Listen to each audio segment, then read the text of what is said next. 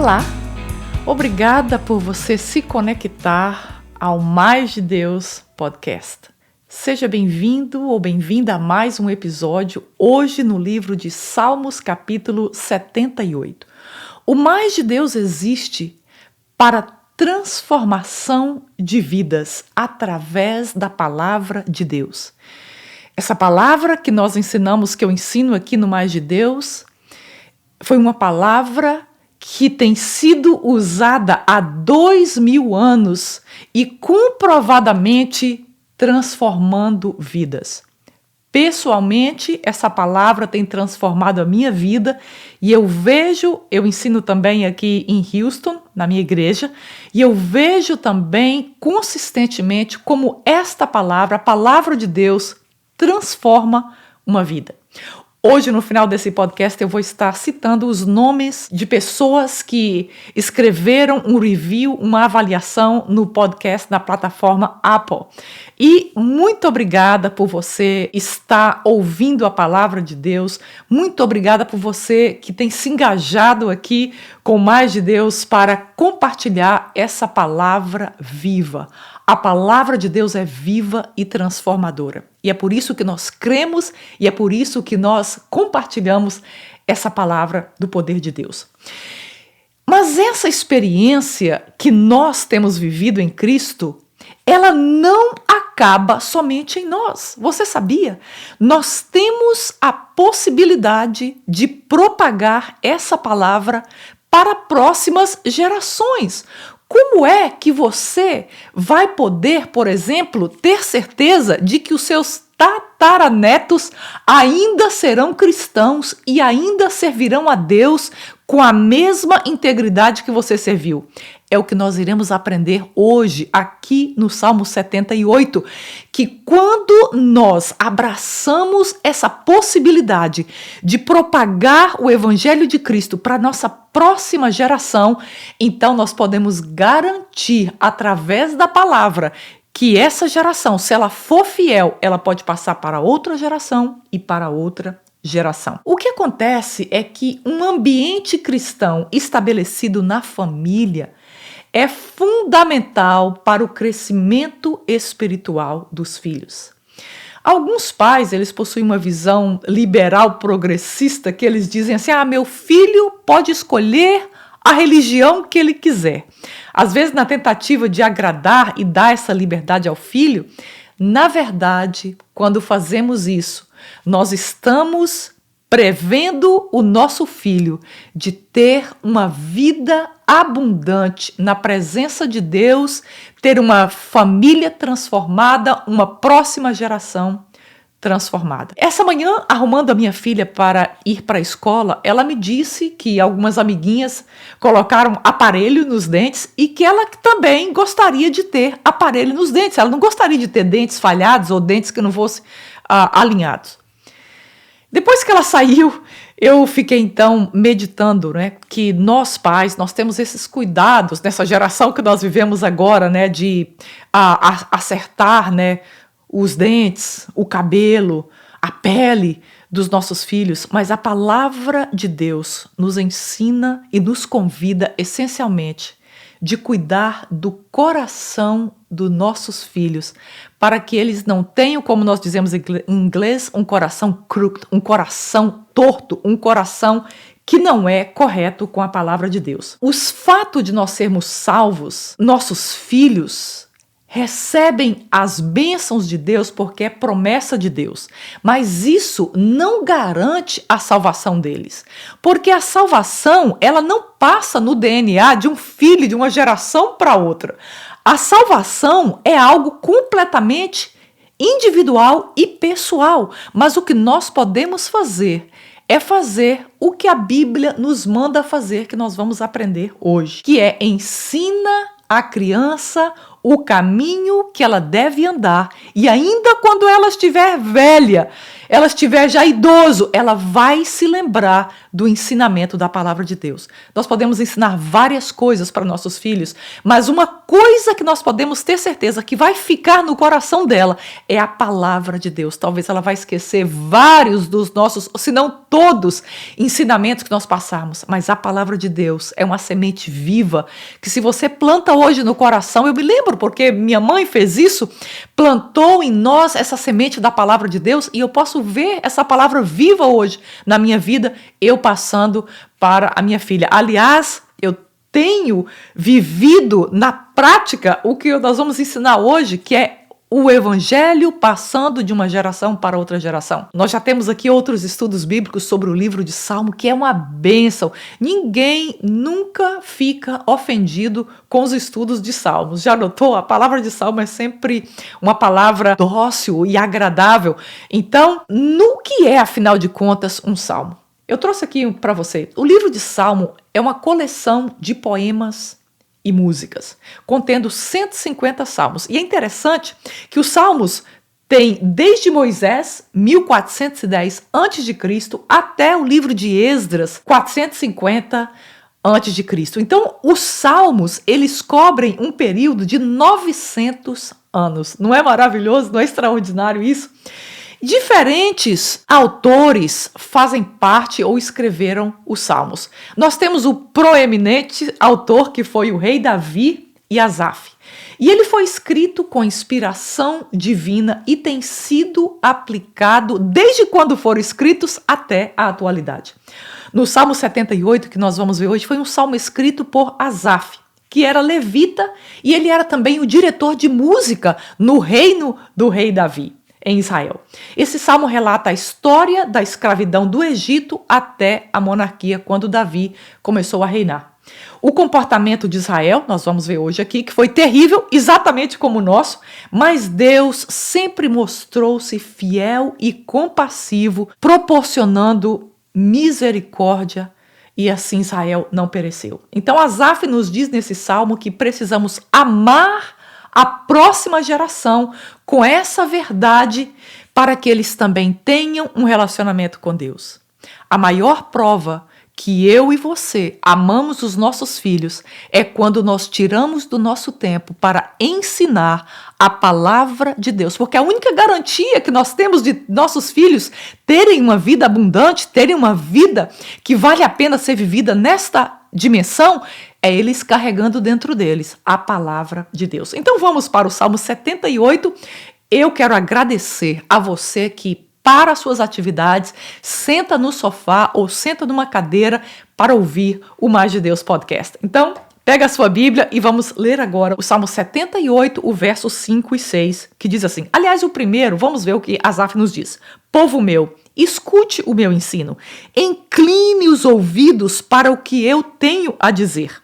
O verso 5 diz, ele decretou estatutos para Jacó, e em Israel estabeleceu a lei, e ordenou aos nossos antepassados, de modo que a geração seguinte a conhecesse, e também os filhos que ainda nasceriam, e eles, por sua vez, contassem aos seus próprios filhos. Verso 7.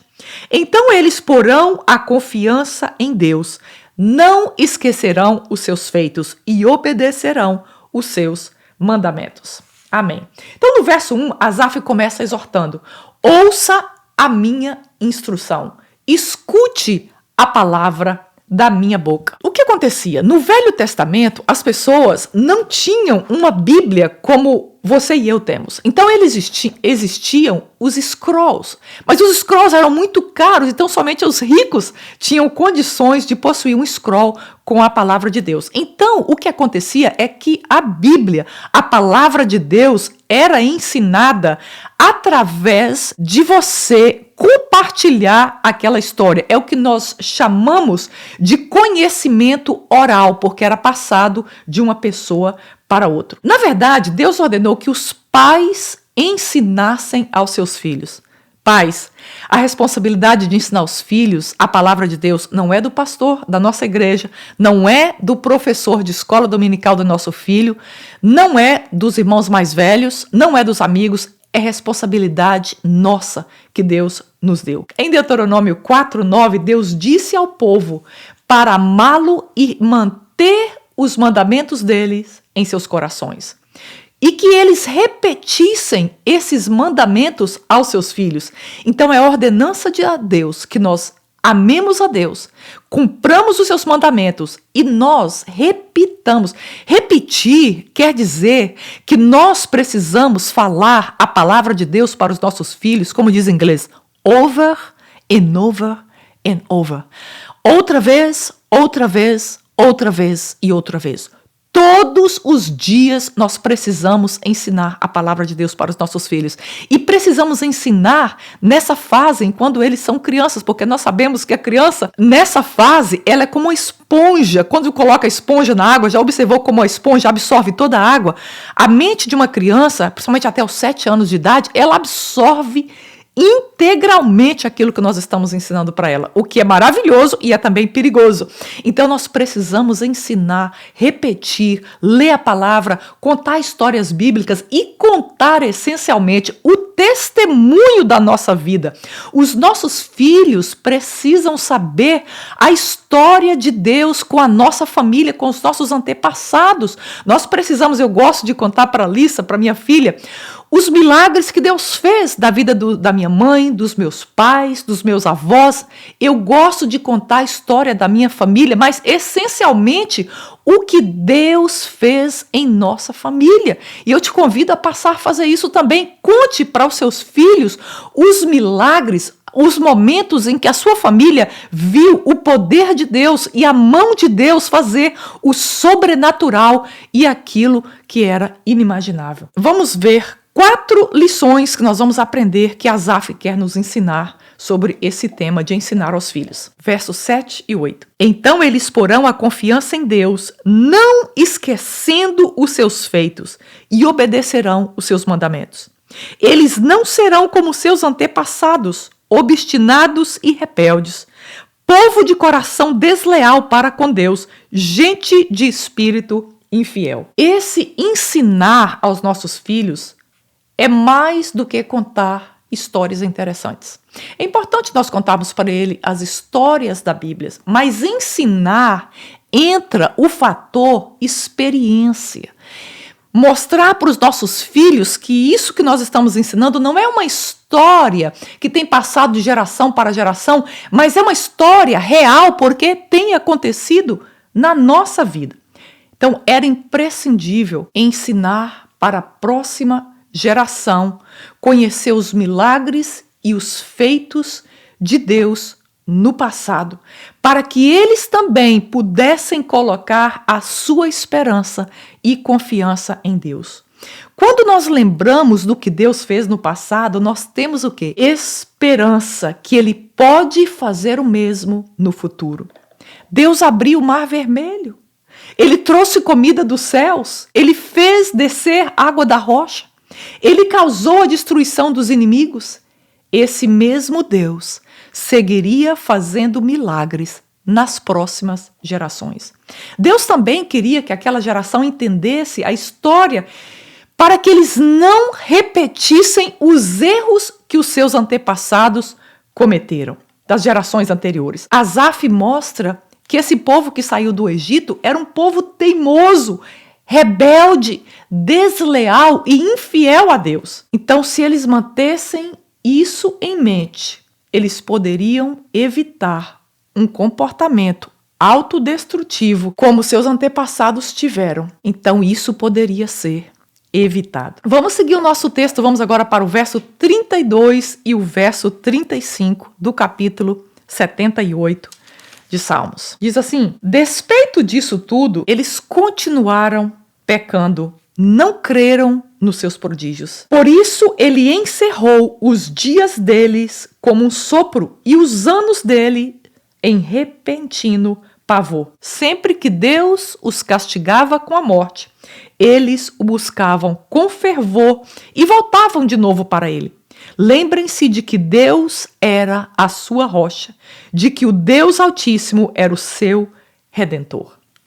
Numa imprudência inimaginável, Israel seguia caminhando os seus próprios caminhos. E eu quero dizer para você, você pode perguntar, mas o que tem de errado em praticar os meus próprios caminhos? Eu queria te convidar a escutar o episódio número 49, que nós falamos exatamente sobre a diferença de seguir os seus próprios caminhos e seguir o caminho de Deus. Quando nós entregamos a nossa vida a Deus e nós optamos por fazer a nossa própria vontade, o nosso próprio caminho, nós estamos pecando contra Deus. Então, mesmo com os milagres que Deus havia feito, eles optavam por fazer o seu próprio caminho. E para obter a atenção deles, então Deus trazia julgamento, como nós lemos aqui, quando Deus matava ou levava ou castigava vários deles, então eles de novo se quebrantavam e voltavam para Deus. Constantemente, eles eram atacados pelos vizinhos que matavam ou extraíam os melhores cidadãos. Desastres naturais aconteciam, pestes que dizimavam a população. Então, eventualmente, esse povo se arrependia e eram outra vez restaurados em sua relação com Deus.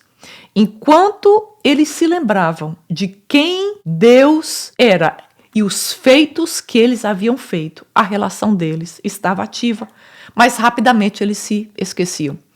Quando nós mantemos em mente, fresco dentro de nós, o que Deus tem feito na nossa vida, nós somos capazes de manter caminhando com Deus. Não é isso? Quando nós esquecemos de Deus, quando nós esquecemos da presença de Deus, nós então nos desviamos da presença dele. Seguindo a nossa leitura, o verso 36 e 39 diz assim: com a boca o adulavam, com a língua o enganavam. O coração deles não era sincero, não foram fiéis à sua aliança. Contudo, ele foi misericordioso, perdoou-lhes as maldades e não os destruiu. Vez após vez conteve a sua ira, sem despertá-la totalmente. Verso 39, lembrou-se de que eram meros mortais, brisa passageira que não retorna. Infelizmente, o arrependimento de Israel não era real. Mentiram para Deus quando prometeram deixar os ídolos e o comportamento lascívio. Israel sabia que o julgamento de Deus estava trazendo repetidas calamidades, mas eles não conseguiram enganar a Deus.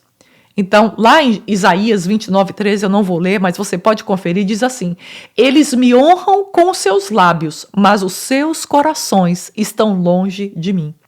Agora Asaf estava escrevendo esse comportamento dúbio de Israel. Eles falavam palavras santas enquanto pensavam numa vida profana. Apesar de tudo isso e da noção que temos de nós mesmos, Deus sabe que nós somos apenas pó. Em nossa própria capacidade, nós não podemos viver uma vida que agrade a Deus. Você sabia disso?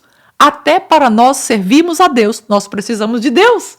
Ninguém consegue servir a Deus na sua própria força.